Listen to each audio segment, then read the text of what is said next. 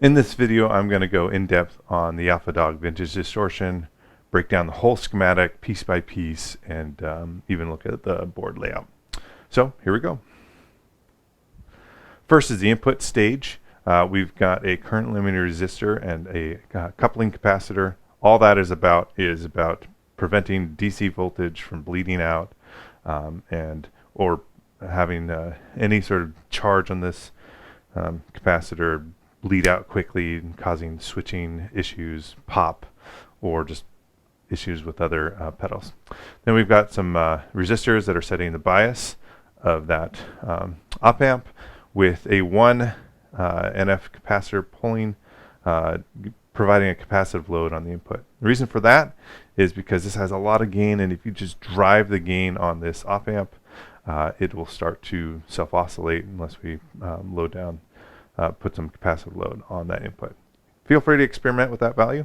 I found 1F is kind of like the sweet spot of keeping things, fairly bright on the top end without, self-oscillating. I do want to note that there's some empty pins up here. The AlphaDog is one of the very few of the new designs that doesn't use a charge pump at all. And so if you receive an SPS board with the DC converter soldered on, you'll want to remove that chip. And if you have a board that's empty and you're populating it from scratch, you won't install the charge pump components. That's it. Let's go ahead and go to that next stage. Okay, here's the main gain stage in its entirety.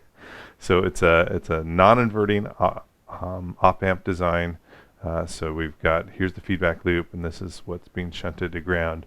We'll go into that a little bit here, but first I'm going to talk about the chip. This is from the data sheet. This is the LM308 precision op amp. And one of the things that's unique about it, it's got this compensator cap. And what that capacitor does is as the frequency increases, there's a little note here. It says it's proportional to 1 over CF, meaning, not as frequency, as the capacitance increases. What ends up is the bandwidth gets more limited and the slew rate slows down as you increase the capacitance. What that means is that essentially high frequencies response starts to weaken the larger that capacitor. So you can play with it.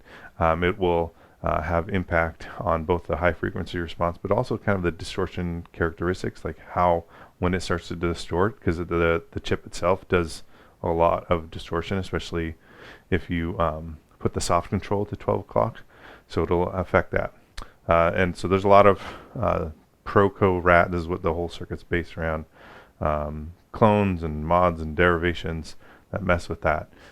So feel free to experiment. 33 PF is picofarads, what's in the AlphaDog and Proco-RAT, but feel free to 100 PF, 68, 47, like all sorts of values there. Okay, now I do want to point out this is a non-inverting op amp. So everything in this, from the output to the negative, if that resistance or impedance is higher, that increases the gain. You can see the little formula there. And anything here that's getting shunted to ground, to ground here, it's the opposite. So the less the resistance or the impedance, the lower that is, the higher the gain. So here, more resistance, more gain. Here, more resistance, less gain. So it's the opposite. I'm not going to go into more detail than that, but there we go. I do want to point out that there is a alternative chip called the NE5534. I think AP, if you do that, you can find like a literally drop-in replacement, pull the old chip out, drop the other one in. And it's just, it's very similar in terms of its kind of overall pinout. It's not exactly the same, but it's compatible. And it just has a faster slew rate, and so it ends up having like a brighter tone and like a more crisp. Anyway, feel free to experiment, and we'll get to that a little bit about that later, about how you do that. Okay. What was the last thing I wanted to mention here? Oh, yeah, I was going to mention this, but I already did. So here we go. Let's go back to here. I'm looking at the main gain stage again. So first we're going to zoom in on this part. Remember, in this section, higher impedance or resistance, more gain. In this section, higher impedance resistance, less gain. Okay. All right, now in here we've got a capacitor that goes through this section. A capacitor, just a quick synopsis. The higher the frequency, the less the impedance or resistance. It's called reactance actually, but whatever. I'm going to call it resistance for right now. So the higher the frequency, the less this resists or impedes. And so if you put a capacitor between here, it makes it so that as the frequency gets higher, the gain boost decreases. So that you're not just, when you're cranking the gain, you're not just boosting the super high frequencies. Doing so can sound really gritty and fizzy and nasty and squealy, and so that's why you see that in a lot of drive circuits. This right here is the gain control. You can see if I turn it this way, that resistance gets larger, so larger resistance, more gain. That sets the minimum amount of gain, that little 100 ohm. You can change that value to set the minimum gain. Okay. And then down here we've got a compression, and it's can be a little bit tough to think through, but I want this potentiometer here. If I turn it this way, I'm going through that diode and that capacitor there, and if I turn it the other way, I'm going through this diode. Sorry, I should say diode. That's not a diode. That's a transistor. There's a diode in it, but we'll get to that. So it's basically selecting gradually between one type of clipping component and another. Now these are set up to basically limit the voltage output of the system. And so if you limit the voltage output, kind of have a hard limit on that, it distorts the signal. And in this one, and when you're going through here, this is a BS170 MOSFET transistor. It has distortion both ways. It clips both ways. One is through the body diode, which is about 0.7 volts, and the other is through the saturation point of the transistor to turn it on. And that can range. It's a spec that has a range of about 1.3 to 2.0 volts. So, you can drop in different ones and get slightly different results in terms of tonality. But it's an asymmetrical tonality. It's a sweeter tone. And then this is a germanium diode. I usually use 1N34A, but when those aren't available, 1N270 or any germanium diode that's going to have a voltage drop around 0.35, roughly in that volts there.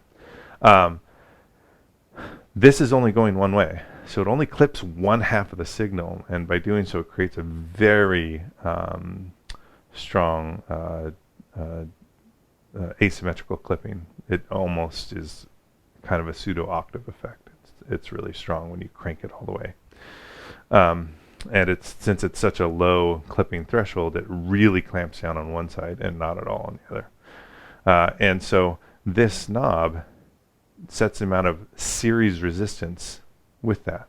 And so remember, the higher the resistance, the more gain. So basically what that means is when you put in resistance, this doesn't shrink when it starts to clip.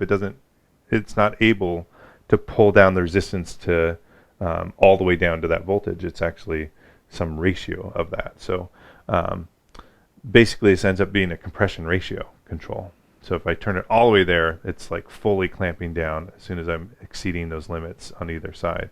But if I put a little bit of resistance in there, it's clamping down, just not all the way. So anyway, so that's the soft control.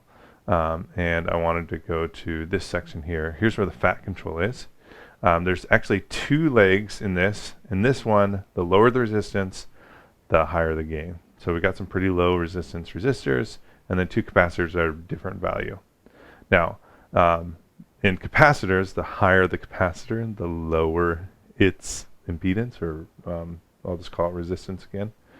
So if I have this higher capacitor, what ends up happening is that if I emphasize this one, I'll get more bass response. Okay. And I don't have time to get into all the technical details on that, unfortunately. So, because it's a larger capacitor. So if I increase this one, I'm going to increase the overall base response. So this one right here, it's actually has a, if you look at the corner frequency calculations, it's at 1.5 kilohertz.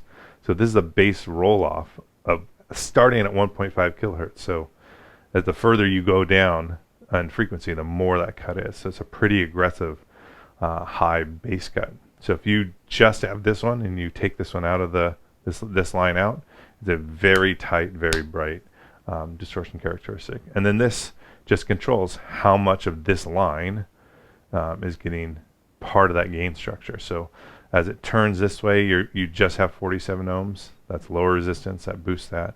And if you turn it that way, it becomes up to 1,000. And so again, higher resistance, it decreases the gain. So feel free to experiment with these capacitor values to how you're mixing sort of the base curve and these minimum resistor values. Okay? And I do recommend an anti-log. This is what C is, taper for that. So that's a nice natural feel to it. All right, let's move on to the next thing. Okay, this is the hard clipping section and the filter section. So after the op amp, it comes out here through a resistor, and that resistor gets shunted to the ground through some diodes. But again, there's this variable compression, just like over there with the op amp. Same idea. I'm just going to be more quick this time. If I turn this way, it goes to these bottom two diodes and shunts to the ground. So it's the threshold's only one set of diodes, so 0.7 volts. They're silicone diodes. And if I turn the other way, it has to go through two of those sets of diodes. So the threshold, clipping threshold, is higher. When you have a higher clipping threshold, it will, one, take more gain to distort. Two, because it takes more gain to distort, you won't get as much distortion or sustain. But because it's not clamping down so hard, you'll get a fuller bass response and a tighter bass response.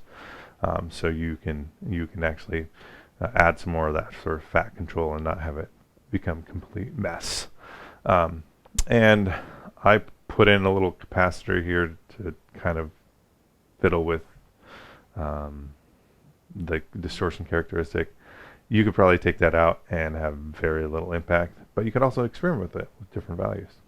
So this right here is just a simple low-pass filter. So a resistor and then a capacitor shunted to ground is a low-pass filter. This just helps vary the frequency of when the treble begins to roll off. So it's flat and then it starts to roll off. What frequency, that corner frequency at which it starts, that's what this controls. So higher corner frequency is a brighter sound. Lower corner frequency rolls off more treble. You get a darker sound. And then this is the last audio stage here. We just simply have a buffer.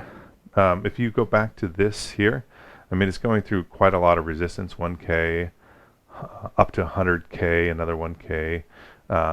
And all these clipping components such. If you were to attach this directly to a cable and send it, you could have capacitance loading and having your tone affected just by attaching here. So that's why there's a buffer stage. Now, what was weird about the Proco Rad is that this buffer stage had a 10K resistor here, and its potentiometer was here, and it was 100K, which almost kind of defeats the purpose of a buffer.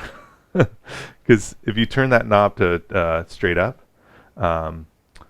if it's logarithmic, you're talking about 85K resistance in the line before it goes out. So capacitive loading is going to be a huge problem.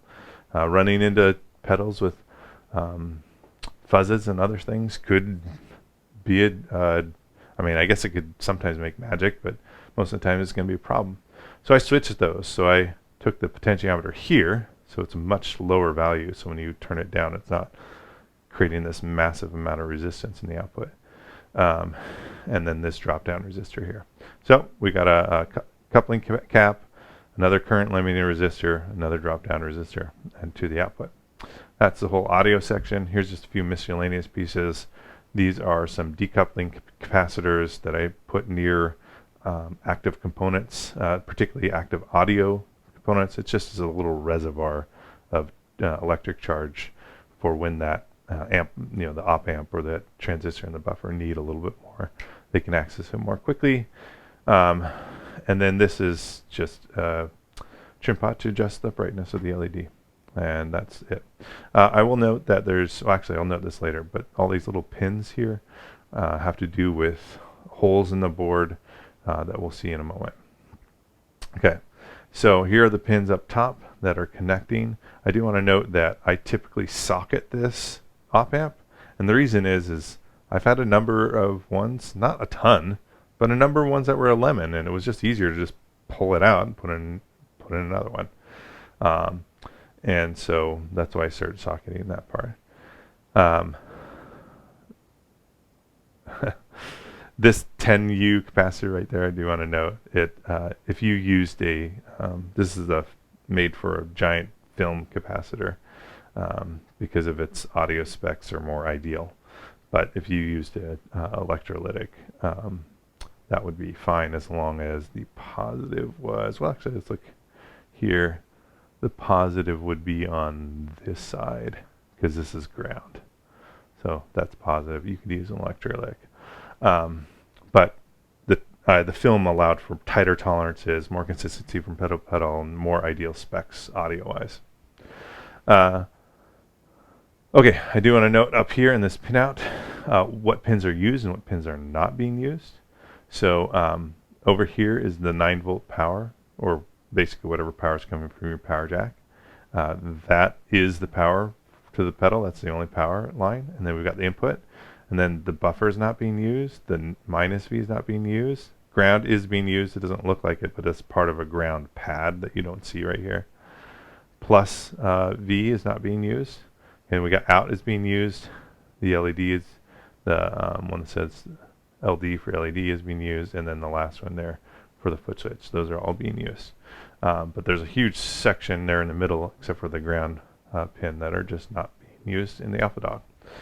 All right, that's it. That's the full rundown of the circuit and the board. Feel free to put comments on any additional information, maybe that I got wrong or that I forgot to mention. All right.